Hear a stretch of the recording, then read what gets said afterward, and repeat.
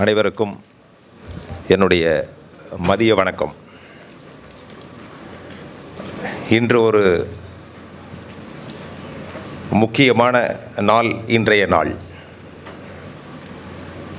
அது என்னென்னா, ஒன்று ஜிடிஎன் அகாடமியினுடைய ஒரு வருட நிறைவு மட்டுமல்ல, இன்று இதற்கெல்லாம் முதுகெலும்பாக பின்னணியாக இருந்து கொண்டிருக்கின்ற அன்பு தம்பி கரிகாலன் அவர்களுடைய பிறந்த நாள். அவருக்கு நம்முடைய வாழ்த்துக்களை முதலில் தெரிவித்துக் கொள்வோம்.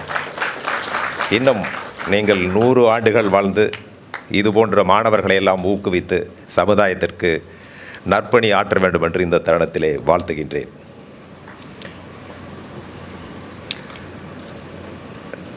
திருமதி சத்யா கரிகாலன் அவர்கள் இந்த ஜிடிஎன் அகாடமியை நடத்தி கொண்டிருக்கின்றார்கள். அதுவும் வெற்றிகரமாக நடத்தி 6 மாணவர்களை அரசு பதவியிலே அமர்த்திய பெருமை அவர்களை சாரும். 6 மாணவர்களும் இங்கே வந்து எங்கள் கையிலே பரிசுகளை வாங்கினீர்கள். உங்களுக்கும் உங்களுடைய பெற்றோர்களுக்கும் எங்களுடைய வாழ்த்துக்களை இந்த தருணத்திலே தெரிவித்துக் கொள்கின்றோம். மேடையிலே திரைப்பட இயக்குனர் திரு ரஞ்சித் அவர்கள் இருக்கின்றார்கள். முன்னாள் துணைவேந்தர் அழகப்பாய் பல்கலைக்கழகம் திரு டாக்டர் சுப்பையா அவர்கள் இருக்கின்றார்கள். எழுத்தாளர் தங்கமுத்து அவர்கள், தம்பி கரிகாலன் அவர்களுடைய தாயார், அருமை தாயார் மற்றும் அனைத்து பெரியோர்களும் இடையிலே அமர்ந்திருக்கின்றார்கள். இந்த பார்வையாளர்கள் வரிசையிலே முன்வரிசையிலே அமர்ந்து கொண்டு இதுவரையிலும் பேச்சையெல்லாம் அமைதியாக கேட்டுக்கொண்டும் மனதிலே பல எண்ணங்களை ஏந்தி கொண்டும் இருக்கின்ற உங்களுக்கும் என்னுடைய வணக்கங்கள். இந்த நிகழ்ச்சியினுடைய ஹீரோஸ் யார் என்று சொன்னால், இந்த ஜிடிஎன் அகாடமியிலே படித்து கொண்டிருக்கின்ற மாணவர்கள். உங்கள் அனைவருக்கும் நான் என்னுடைய மதிய வணக்கத்தை தெரிவித்துக் கொள்கின்றேன். திருமதி சத்யா அவர்கள் எதற்காக இதை ஆரம்பித்தார்கள்? திரு கரிகாலன் அவர்களும் அவருடைய துணைவியார் திருமதி சத்யா அவர்களும் என்னிடம் வந்தார்கள்.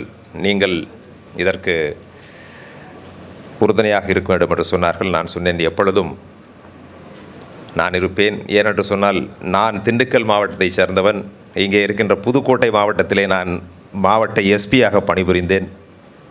இப்படி நமக்குள் ஒரு மிகப்பெரிய ஒரு உறவு பாலம் இருக்கின்ற காரணத்தினால் நிச்சயமாக நான் இதற்கு எப்பொழுதும் என்னுடைய சப்போர்ட் என்று சொல்வார்களே, என்னுடைய அந்த என்னால் முடிந்ததை நான் உங்களுக்காக செய்து கொண்டிருப்பேன் என்று நான் சொல்லினேன். இப்போ கோபிநாத் பேசிட்டு போனார். 10 பாயிண்ட்ஸை உங்களுக்கு எல்லாமே சொல்லியிருக்காரு. அவங்க திருமதி சத்யா அவர்கள் ஐ திங்க் மிகப்பெரிய படிப்பாளி என்று நினைக்கின்றேன். அவர் அரசு அலுவலராக இருந்து இப்பொழுது உங்களை எல்லாம் வழிநடத்தி செல்கின்ற ஆற்றலை பெற்றிருக்கின்றார்கள். பல்வேறு புத்தகங்களை படித்து அந்த கிளர்க் எப்படியெல்லாம் ஓவர் திங்கிங் அதிகமாக நினைத்து கொண்டு ஒரு விஷயத்தை இருப்பதினால் ஏற்படும் விளைவுகளை பற்றி சொன்னார்கள். அதே போன்று இங்கு இப்பொழுது இந்த அகாடமியைச் சேர்ந்த மாணவன் ஒருவன் பச்சைமை புரட்சியை பற்றி அருமையாக சொன்னார். இப்போது இங்கே வந்திருக்கின்ற மாணவர்கள், இந்த நிறுவனத்திலே படிக்கின்ற மாணவர்களுடைய குறிக்கோள் என்ன? நம்ம ஒரு இப்போவே ஒரு மிகப்பெரிய ஒரு விஷன், ஒரு ஃபண்டா, ஒரு ஐடியாலஜி, இதற்கெல்லாம் நாம் இப்பொழுது செல்ல முடியாது. கோபிநாத் அவர்கள் சொன்னார்கள், இந்த சமயத்தில் உங்களுடைய குறிக்கோள் என்ன? நாம் தேர்விலே வெற்றி பெற வேண்டும். அவ்வளோதான். உங்களுடைய ஃபோக்கஸ், கமிட்மெண்ட் எதில் இருக்கணும்? கோல், குறிக்கோள். தேர்விலே வெற்றி பெற வேண்டும். இந்த ஜிடிஎன் அகாடமி உங்களுக்கு ஒரு தளமாக, ஒரு களமாக இருக்கின்றது, ஒரு வழிகாட்டியாக இருக்கின்றது. இதை எப்படி பயன்படுத்தி நாம் வெற்றி பெறுவது? இப்போ நீங்கள் படிக்க வேண்டிய புத்தகங்கள், இவர்கள் கொடுக்கக்கூடிய புத்தகங்கள், அவர் கோபிநாத் சொன்ன புத்தகத்தையெல்லாம் படிக்கலாம். எப்போ படிக்கணும்னா, இந்த எக்ஸாமெல்லாம் நீங்கள் முடித்து உங்களுடைய குறிக்கோளில் நீங்கள் வெற்றி பெற்ற பின்பு நீங்கள் உலகத்திலே இருக்கின்ற விஷயங்களை தெரிந்து கொள்வதற்கு புத்தகங்களை நீங்கள் படிக்கலாம். இப்பொழுது படிக்க வேண்டியது இந்த பாட புத்தகங்களைத்தான். அதை நீங்கள் மனதிலே வைத்துக் கொள்ளுங்கள். இப்போது தற்காலத்தில் எல்லாமே மாறிடுச்சு எல்லாமே. இந்த பச்சை மை புரட்சி அப்படிங்கிறது உங்களை எல்லாம் ஒரு ஊக்குவிப்பதற்காக எழுதப்பட்ட எழுத்தாக நான் நினைக்கின்றேன். இப்போ அந்த பச்சை மையே கிடையாது. இப்பொழுது அரசாங்கத்திலே பச்சை மை ஒழிக்கப்பட்டு பல வருடங்கள் ஆகின்றன. யாரும் பச்சை மையிலே கையெழுத்து போட முடியாது. எல்லோரும் அந்த நீல நிற பேனாவில் தான், அந்த நீல நிற வண்ணத்தில் தான் கையெழுத்திட வேண்டும். அந்த பச்சை மை என்பது ஒரு காலத்திலே ஆங்கிலேயர்கள் நம்மை அடிமையாக நடத்தி கொண்டிருக்கின்ற பொழுது தான் பெரியவன் என்று காட்டிக்கொள்வதற்காக ஏற்படுத்தப்பட்டது தான் அந்த பச்சை மை. இப்போல்லாம் பச்சை மை கிடையாது கவர்மெண்ட்டில். இப்பொழுது நமக்கு இப்போ அதிகாரம் சொன்னாங்க இல்லையா, அதிகாரம் என்ற வார்த்தையே கிடையாது, அகராதியிலே கிடையாது. அரசாங்க அகராதியில் அதிகாரமே கிடையாது. அதிகாரிகள் கிடையாது யாருமே. நாங்கள்லாம் அதிகாரிகளாக இல்லை, அலுவலர்கள், பணியாளர்கள் என்று தான் பெயர். சிவில் சர்வீஸ் உங்களுக்கு தெரியும். சிவில் சர்வீஸ் பணி, அதிகாரம் கிடையாது. என்ன அதிகாரம்? நீங்கள் ஐஏஎஸ், ஐபிஎஸ் அல்லது group 1 service, group 2 service, AC, commercial tax, அதிகாரம் அது உங்கள் பொறுப்பு. This is responsibility. நீங்கள் அந்த சிவில் சர்வீஸ் தேர்வில் வெற்றி பெறுவது, வெற்றி பெற்று வேலையிலே சேர்வது ரெஸ்பான்சிபிலிட்டி, பொறுப்பு. எதற்காக அந்த பொறுப்பு? மக்களுக்கு சேவை செய்வதற்காக, சட்டப்படி நீங்கள் செயல்படுவதற்காகத்தான் அந்த பொறுப்பே ஒழிய அதிகாரமெல்லாம் இந்த காலத்திலலாம் முடியாது. ஒரு காலத்தில் ஆங்கிலேயர் காலத்தில் தான் அதிகாரின்னு சொல்லிட்டு இருந்தோம். இப்போல்லாம் அலுவலர்கள், பணியாளர்கள், மக்களுக்கு சேவை செய்கின்ற பணியாளர்கள். எனவே இங்கே இந்த அகாடமியிலே படித்து கொண்டிருக்கின்ற மாணவர்கள் எல்லாம் முதலிலே உங்களுடைய குடும்ப பணியை நீங்கள் செய்வதற்கான வேலையில் இருக்கின்றீர்கள். இப்பொழுது யாருமே போகிறப்பவே நான் சமுதாயத்திற்காக சேவை செய்வேன், புரட்சி செய்வேன் அப்படின்லாம் நினச்சிட்டு போகிறதில்ல. முதல்ல படித்து முடித்த பின்பு ஒரு வேலை, அந்த வேலையின் மூலமாக தன்னை நிலைநிறுத்திக் கொள்ள முடியும், பின்பு தன்னுடைய குடும்பத்தை உயர்த்த முடியும் என்பதுதான் உங்களுடைய குறிக்கோள், இங்கே இருக்கின்ற மாணவர்களுடைய குறிக்கோள். இப்பொழுதே நான் உலகத்தை மாற்றி விடுவேன், புரட்டி விடுவேன், புரட்சி செய்வேன் அப்படின்லாம் இப்போ நினைக்க முடியாது. அதற்கான பருவம் இப்பொழுது அல்ல. இப்பொழுது நீங்கள் முனைப்போடு படித்து எந்த ஒரு தேர்விலே வெற்றி பெற வேண்டும் என்று நினைக்கின்றீர்களோ அதிலே வெற்றி பெறுவதற்காக நீங்கள் கடின உழைக்க வேண்டும். அப்பொழுது தான் நீங்கள் வெற்றி பெற முடியும். கோபிநாத் அவர்கள் சொன்னார்கள், எண்ணம் வேண்டும், அப்பொழுது தான் விளைவுகள் நன்றாக இருக்கும். எந்த எண்ணம்? நீங்கள் வெற்றி பெற வேண்டும், இந்த தேர்விலை வெற்றி பெற வேண்டும், நம்முடைய குடும்பத்தை காப்பாற்ற வேண்டும் என்ற எண்ணம் முதலில் வந்தால் போதும். சமுதாயம் என்பது என்ன? பல குடும்பங்கள் சேர்ந்தது சமுதாயம். இப்பொழுது இங்கே இருக்கின்ற 200 நபர்களுடைய குடும்பம் ஒரு சமுதாயம். ஒரு தனிநபரனுடைய குடும்பம் அது ஒரு இண்டிவிஜுவல் ஃபேமிலி என்று சொல்வார்களே, தனி குடும்பம். எனவே நாம் முதலிலே நம்மை வெற்றி கொள்ள முயற்சி செய்ய வேண்டும். உலகத்தை வெற்றி கொள்வதற்கு வருடங்கள் பல எடுக்கலாம். ஸ்ட்ரகிள் அகேன்ஸ்ட் யுவர் செல்ஃப், தன்னைத்தானே வெற்றி கொள்ள வேண்டும். அப்பொழுது தான் ஒரு மனிதன் வாழ்க்கையிலேயும் வெற்றி பெற முடியும். அது எக்ஸாமாக இருந்தாலும் சரி, அல்லது ஒரு பிஸ்னஸாக இருந்தாலும் சரி. அந்த தனி மனித ஒழுக்கம் இருந்தால்தான் நாம் முன்னேற முடியும். அதை நீங்கள் கற்றுக்கொள்ள வேண்டும். எஜுகேஷன் பற்றி பேசுனாங்க. படிப்பு என்பது என்னது? படிப்பு அப்படின்னா விஷயங்களை தெரிவதற்கு, ஒரு மனிதனாக உருவாக்குவதற்காகத்தான், ஒரு மனித நேயத்தை உருவாக்குவது தான் அடிப்படை கல்வியினுடைய லட்சியம். சும்மா எஜுகேஷன் அப்படிங்கிறது என்ன? நிறையா சொல்லலாம். பேசுவதற்காக நம்ம எஜுகேஷன் அப்படிங்கிறது மிகப்பெரிய விஷயம் அப்படின்னு சொல்லலாம். அப்படி இல்லை. நம்முடைய பெருந்தலைவர் காமராஜ் அவர்கள் படித்தார்களா? ஏன் அவர் மிகப்பெரிய மேதையாக வரவில்லையா? படிப்பு அப்படிங்கிறது மட்டும் ஒரு மனிதனை உயர்த்த முடியாது.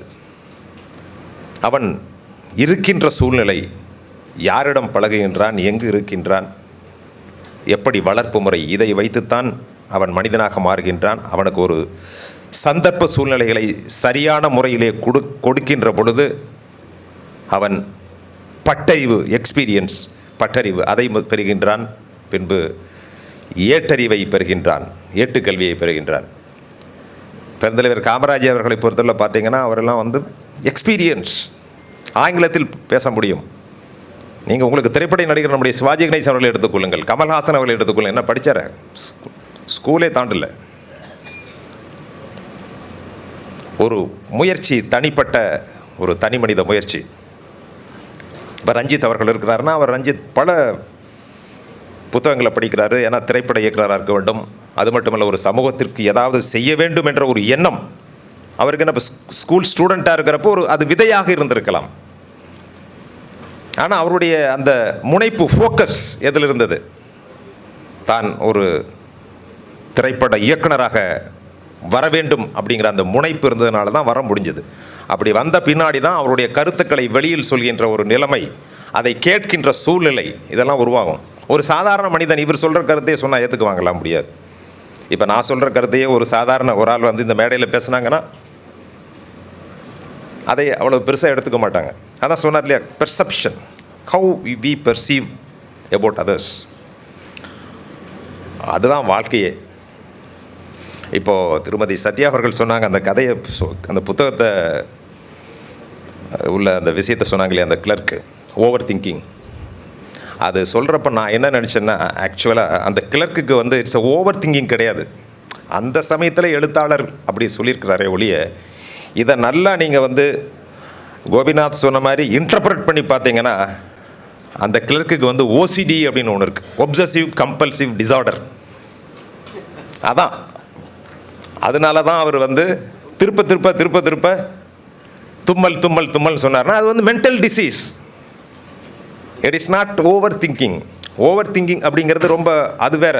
காதலில் தோல்வி ஏற்பட்டவன் அப்படியே காதலியை பற்றியே நினச்சிட்டு இருக்கான், அதான் ஓவர் திங்கிங். ஏன்னா அவன் போய் அங்கேயும் சொல்ல முடியாது, வெளியும் சொல்ல முடியாது, தானே புலம்பிக்கிட்டு இருக்கிறது. இங்கே இந்த கிளர்க்கை பொறுத்தளவில் 2 மணிக்கு வீட்டை போய் எழுப்புறான், தும்மல் தும்மல் அப்படின்னா என்ன அர்த்தம்? Is a mental. அந்த காலத்தில் எழுத்தாளர் அப்படி சொன்னார். எதுக்குன்னா ஒரு ஓவர் திங்கிங் இருக்கக்கூடாது அப்படிங்கிறதுக்கு இந்த மாதிரி ஒரு எக்ஸாம்பிள். அதனால் நாம் நம்மை உணர்ந்து கொள்ள வேண்டும். நீங்கள் புக்கே படிக்க வேண்டியதில்லை. பெஸ்ட் திங் வந்து மெடிடேஷன். மெடிடேஷன் பண்ணாலே பல்வேறு விஷயங்கள் நமக்கு வரும். இப்போ தொல்காப்பியர் இருந்தார், திருவள்ளுவர் இருந்தார், அகத்தியர் இருந்தார். அவங்களுக்கு யார் டீச் பண்ணது? யாராவது ஆசிரியர் இருந்தாங்களா? குருக்கள் இருந்தார்களா? யாருமே இல்லை. எப்படி வந்து அவருக்கு அந்த ஞானம் வந்தது, அறிவு எப்படி வந்தது? அது நம்மகிட்ட இருந்தே வரும். பிரெயின் அந்த கெப்பாசிட்டி அப்படி இருக்கு. அதே மாதிரி இன்ஃபர்மேஷன் இஸ் நாலேஜ் அப்படின்ற கோபிநாத் சொன்னார். இன்ஃபர்மேஷனை பற்றி அதிகமான இன்ஃபர்மேஷனால் ஒரு பயனும் இல்லை என்று சொன்னார்கள். பட் நீங்கள் இன்ஃபர்மேஷன் இருந்தால் தான் அதை நீங்கள் வந்து அனலைஸ் பண்ண முடியும். இன்ஃபர்மேஷன், நிறைய தகவல்களை நீங்கள் தெரிந்து கொள்ள வேண்டும். ஆனால் இந்த சிவில் சர்வீஸ் எக்ஸாமை பொறுத்தவரை நிறைய தகவல் தேவையில்லை. இவங்க கொடுக்குற புக்கு ஒரே ஒரு சில ப்ரௌஸ் பண்ணி ஒரு சில மேட்டர்ஸை மட்டும் நீங்கள் எடுத்தால் போதும். எல்லாத்தையுமே எடுத்தீங்கன்னா டூ மணி மெட்டீரியல்ஸ், அதிகமாக மெட்டீரியல்ஸை படிச்சிங்கன்னா நீங்கள் குழப்பம்தான் வரும். அது என்னுடைய அனுபவத்தில் நான் சொல்கிறேன். நாங்கள்லாம் படித்து எக்ஸாம் எழுதுகிறப்போ அப்போ வந்து கோச்சிங் இன்ஸ்டியூட்டில் வந்து கொடுக்குற புக்கை தவிர்த்து வேறு எதுவுமே இல்லை. அதை தான் நாங்கள் படித்தோம். அப்புறம் பாட புத்தகங்கள் படித்தோம். அதனால் மெட்டீரியல்ஸை வந்து நீங்கள் தேடி போகாதீங்க. கொடுக்குற மெட்டீரியல்ஸை வச்சு எப்படி அதை சரியாக நீங்கள் பயன்படுத்துகிறீங்க அப்படின்னு தான். எல்லாத்துக்குமே எல்லா விஷயமும் தெரியும். அந்த விஷயத்தை எப்படி எடுத்து வைக்கின்றீர்கள் அப்படிங்கிறது தான் முக்கியம். அதே மாதிரி வாழ்க்கையில் வந்து இந்த அரசு பணிக்கு தான் போகணுங்கிறது இல்லை. இங்கே வந்து நீங்கள் இந்த கோச்சிங் இன்ஸ்டியூட்டில் வந்து சேர்ந்து இருப்பது எதற்காக என்று சொன்னால், உங்களுடைய திறமையை வளர்த்து கொள்வதற்கு. நிறைய பேர் பார்த்தீங்கன்னா இந்த சிவில் சர்வீஸ் தேர்வில் தோல்வி அடைந்தவர்கள் தான் வாழ்க்கையில் வந்து வெற்றி பெற்றிருக்கின்றார்கள். இப்போ திரு கரிகாலன் அவர்கள் தம்பி எடுத்துட்டிங்கன்னா அவர் மிகப்பெரிய ஒரு பிஸ்னஸ் மேன். அவர் சிவில் சர்வீஸில் போய் ஜாயின் பண்ணியிருந்தாருன்னா என்ன இருப்பார்? ஒரு கலெக்டராக இருந்திருப்பார் ஒரு டிஸ்ட்ரிக்ட்டுக்கு. கலெக்டராக இருந்து இப்போ இந்த இருக்கிற கலெக்டர்ஸ் எல்லாம் இப்போ என்ன சேவை செஞ்சிட்ருக்காங்க உங்களுக்கே தெரியும். அதே மாதிரி அவர் தான் இருந்திருப்பார். அதனால் நீங்கள் இந்த தேர்வில் திருமதி சத்யா அவர்கள் சொன்னது போல வெற்றி பெற முடியாவிட்டாலும் அதை நீங்கள் ஒரு சந்தர்ப்பமாக பயன்படுத்திக் கொள்ள வேண்டும். நம்ம இங்கே வந்தோம், நிறைய விஷயங்களை தெரிஞ்சுக்கிட்டோம், இந்திய அரசியலமைப்பை பற்றி தெரிஞ்சுக்கிட்டோம், கான்ஸ்டிடியூஷனை பற்றி தெரிஞ்சோம், ஹிஸ்ட்ரி, ஜியாகிரஃபி இதெல்லாம் தெரிஞ்சுக்கிட்டோம் அப்படிங்கிற ஒரு எண்ணத்தில் நீங்கள் இருக்க வேண்டும். அப்போ தான் நம்ம நினைத்ததை நடத்தி முடிக்க முடியும். அதான் இக்கிகை அப்படின்னு சொல்லி ஜப்பான் மொழியில் சொல்லுவாங்க இல்லையா, அதான் பர்பஸ் ஆஃப் லைஃப். என்ன ஒரு பர்பஸ் வேணும், நம்ம வாழ்க்கையில் எதுக்காக இருக்கிறோம். இந்த மாதிரி நிறைய ஃபண்டெல்லாம் நான் பார்த்தோன்னா ஃபிலாசபிக்கலாக போயிடும், அதெல்லாம் நமக்கு தேவையில்லை. ஏன்னா உங்களுடைய ஸ்டூடெண்ட்ஸ் இப்போ உங்களுக்கு தேவையோ அதை தான் சொல்ல முடியும்.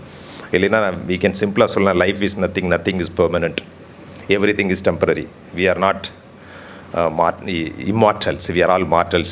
எனி டைம் எப்போ என்ன நடக்குது எது நடக்குதுன்னே தெரியாது. அதனால் இருக்கிறது momentary. You live at the present. இப்போ இருக்கிறோமா, இப்போ மகிழ்ச்சியாக இருக்கிறோமா, அவ்வளோதான். இப்போ உட்காந்து படிக்க போகிறோமா, அதை மட்டும் திங்க் பண்ணுங்கள், வேறு எதை பற்றியுமே கவலைப்படக்கூடாது. ஏன்னா பாஸ்ட் இஸ் பாஸ்ட். கடந்த காலத்தில் போயிடுச்சு, அதை கொண்டு வர முடியாது. அந்த கடந்த காலத்தில் நடந்த நிகழ்வுகளை நாம் வைத்து பாடத்தை கற்றுக்கொள்ள வேண்டுமே ஒழிய அதை பற்றியே நினைத்து கொண்டிருக்கக்கூடாது. ரொம்ப ரொம்ப முக்கியம். அதே மாதிரி எதிர்காலம் அப்படிங்கிறது, நான் ஐஏஎஸ் ஆயிடுவேன் அல்லது ஐபிஎஸ் ஆயிடுவேன், சப் கலெக்டர் ஆயிடுவேன், assistant collector, group one service, அதை பற்றியெல்லாம் என்ன நடக்குங்கிறதெல்லாம் நீங்கள் கவலையப்படக்கூடாது. இப்போ என்ன படிக்கிறோம், நாளைக்கு எக்ஸாம் இங்கே டெஸ்ட் வைக்கிறாங்களே இந்த அகாடமியில், அதில் எப்படி எழுதுவோம் அப்படிங்கிற விஷயத்தை மட்டும் நம்ம நினச்சிட்டு இருந்தால் போதும். அதான் live at present, that is very very important. இதுவும் கடந்து போகும், அவ்வளோதான். பவர், மணி, எதுவுமே, fame, glory, nothing, everything is temporary, transient. Alexander எடுத்துக்கங்க, சந்திரகுப்த மௌரியா எடுத்துக்கங்க, அசோகா எடுத்துக்கங்க. இன்னும் உங்களுக்கு சொல்லப்போனால் நம்முடைய தமிழ்நாடே எடுத்துக்கலாம். நீங்கள் தமிழ்நாடை எடுத்துகிட்டு ஒவ்வொரு தலைவர்களை பற்றி நீங்கள் சிந்திச்சு பார்த்தீங்கனாலே தெரியும். How they were powerful ones, how they are now. கீழே இருக்கிற ஆட்கள் மேலே போக முடியும், மேலே இருக்கிற ஆட்கள் கீழே வருவாங்க. இது எல்லா இடத்துலையுமே இருக்கும். இங்கே நீங்கள் படிக்கிற இடத்துலையும் இருக்கும். இங்கே ஸ்கூல் ஃபஸ்ட்டு வர்றவன் இந்த எக்ஸாமில் ஃபெயில் ஆவான், ஸ்கூலில் ஃபெயில் ஆகி மறுபடியும் பாஸ் பண்ணவன் இந்த எக்ஸாமில் ஃபஸ்ட்டாக வர முடியும். இதெல்லாம் நடந்திருக்கு சிவில் சர்வீஸ் எக்ஸாமில். அதனால் உங்களின் மீது நீங்கள் நம்பிக்கை வைத்து, இந்த அகாடமியின் மீது நம்பிக்கை வைத்து, இங்கே இருக்கின்ற டீச்சர்ஸ் திருமதி சத்யா கரிகாலன் அவர்கள் கொடுக்கின்ற வழிகாட்டுதலை நீங்கள் பின்பற்றி நடந்தால் நிச்சயமாக வாழ்க்கையிலே வெற்றி பெற முடியும், உங்களுடைய தேர்வுகளிலே வெற்றி பெற முடியும். இந்த தேர்வு என்பது ஒரு சின்ன ஒரு புள்ளி தான், ஒரு மிகப்பெரிய ஒரு வட்டத்திலே ஒரு சிறிய புள்ளி. எனவே அதை நீங்கள் புரிந்து கொண்டு பின்பற்றி வெற்றி பெற்றால் நீங்கள் அந்த பெரிய வட்டத்தையே உங்கள் கைக்குள் கொண்டு வர முடியும். எனவே அது உங்கள் கையில் இருக்கின்றது. உங்கள் கோபிநாத் அவர்கள் சொல்லியது போல் உங்கள் எண்ணத்திலே இருக்கின்றது. அந்த எண்ணமானது ஒரு சரியான திசையிலே இருக்கின்ற ஒரு எண்ணமாக இருந்தால் நிச்சயமாக அது ஒரு திண்ணமாக மாறி உங்கள் வாழ்விலே ஒளியேற்றி இந்த ஜிடிஎன் பார்த்திங்கன்னா இப்போ ஜிஎஸ்டி இப்போ ப்ராப்ளம் வருது இல்லையா, அதனால் இப்போ ஜிடிஎனுக்கும் ஜிஎஸ்டி எல்லாம் வந்துடுது. இப்போ ஜிஎஸ்டி அடுத்து 12 to 18% எல்லாம் கொண்டு வந்துடுறாங்க. ஜிடிஎன் காலேஜில் இப்போ சொன்னோடனே எனக்கு தெரியுது, அவர் திரு ரத்தினம் அவர்கள் இருக்கார், அவர்லாம் நம்முடைய குடும்ப நண்பர்கள். அவர் மாதிரிலாம் ஒரு ஃபிலாந்தர்பிஸ்ட் யாருமே இருக்க முடியாது இந்த சமயத்தில். அவருக்கும் நான் நன்றி சொல்ல கடமைப்பட்டிருக்கின்றேன். அதுபோன்று இங்கே அமர்ந்திருக்கின்ற அம்மா அவர்களுக்கும், நீங்கள் இல்லாவிட்டால், தாய் இல்லாவிட்டால் இப்பொழுது கரிகாலன் இல்லை. எனவே இங்கே இருக்கின்ற அனைவரும் தாய் தந்தைக்கு நீங்கள் மதிப்பு கொடுக்க வேண்டும். கடைசியாக நான் சொல்ல போகிற மெசேஜ் அதான். தாய் தந்தை அவர்களை என்றும் கைவிட்டு விடக்கூடாது. எப்பொழுதும் அவர்கள்தான் நமக்கு கடவுள். இறைவன் என்று சொன்னால் அவர்கள்தான் இறைவன். வேறு யாரையுமே நம்ம எந்த இறைவனையுமே பார்த்ததில்லை. நம்ம உருவம் கொடுத்துருக்கிறேமே ஒழிய யாராவது பார்த்துருக்காங்களா? இல்லை. எனவே நம்முடைய தாய் தந்தையரை வணங்கி அவர்கள் மீது நாம் பற்று வைத்திருந்தாலே வாழ்க்கையிலே வெற்றி பெற முடியும். அதற்கு உதாரணம் நான் தான். இப்பொழுதும் என்னுடைய தாய் தந்தை தான் எனக்கு கடவுள். அவர்கள் இல்லை என்று சொன்னால் நான் இல்லை. அவர்கள்தான் ரோல் மாடல். எனக்கு எந்த ரோல் மாடலும் கிடையாது. எங்கள் அப்பா தான் ரோல் மாடல் எனக்கு. எவ்வளவு பெரிய தலைவர்கள் எத்தனை புக்கு படிச்சிருந்தாலும் என்னுடைய தந்தை அவர்தான் ரோல் மாடல். எனவே உங்களுக்கு ரோல் மாடல் உங்களுடைய தாய் தந்தையாக இருக்க வேண்டும். ஏன் அப்படின்னு கேட்குறீங்களா? What to do and what not to do, எதை நாம் அவர்களிடமிருந்து தெரிந்து கொள்ள வேண்டுமோ அதை தெரிந்து கொள்ள வேண்டும். நம்முடைய பெற்றோர்கள் ஒரு சில தவறுகள் செய்திருந்தால் அந்த தவறுகளை நாம் எப்படி களைந்து கொள்ள வேண்டும் அப்படிங்கிறத அவங்ககிட்ட தெரிஞ்சுக்கணும். What to know and what not to know, இது இருந்தாலே போதும், உங்களுடைய வாழ்க்கை வெற்றி பெறும். உங்கள் அனைவருக்கும் என்னுடைய வாழ்த்துக்கள். திரு கரிகாலன், சகோதரி திருமதி சத்யா கரிகாலன் மற்றும் அவரை சார்ந்த குழுக்கள், மேடையிலே இருந்து நல்லதொரு உரையை கொடுக்க போகின்ற திரு ரஞ்சித், டாக்டர் சுப்பையா, டாக்டர் தங்கமுத்து இவர்களெல்லாம் பேசவிருக்கின்றார்கள். தயவுசெய்து இந்த காலத்தில் இப்போ வந்து நீங்கள்லாம் ஜென்ரேஷன் ஆல்ஃபா பீட்டா வந்துருச்சு, இப்போது பீட்டா ஜென்ரேஷன் வந்துருச்சு, ஜென்ஜி எக்ஸ் இருந்துச்சு, இப்போ நாங்கள்லாம் வந்து பூமர் அன்கிள் கேட்டகரி. ஏன்னா இப்போல்லாம் ஃப்ரெண்ட்ஸ் வித் பெனிஃபிட்ஸ் இதெல்லாம் so many things are there. அப்படி இருக்கிற ஒரு சூழ்நிலையில் இப்போ இருக்கிற ஜென்ரேஷன் ஜென்சி எல்லாம் வந்து they don't want to any advice. எங்கிட்ட இருந்தாலும் பெரிய என்ன அட்வைஸ் இவர் கொடுக்க போகிறாரு, இவர் இப்போ என்ன இந்த ஜென்ரேஷன், நாங்கள் வேறு ஜென்ரேஷன், இவர் வேறு ஜென்ரேஷன், இவர் என்ன போய் சொல்கிறது, இப்படி தான் என்ன வரும். ஏன்னா எங்கிட்ட செல்ஃபோன் கையில் இருக்க எல்லாம் அதை பற்றி நான் பார்த்துக்குவேன் அப்படின்ட்டு. இருந்தாலும் எப்பொருள் யார் யார் வாய் கேட்பினும் அப்பொருள் மெய்ப்பொருள் காண்பது அரிதுங்கிற ஒரு அடிப்படையை மனசில் வச்சுட்டு நீங்கள் வாழ்க்கையில் முன்னேற வேண்டும். நன்றி, வணக்கம்.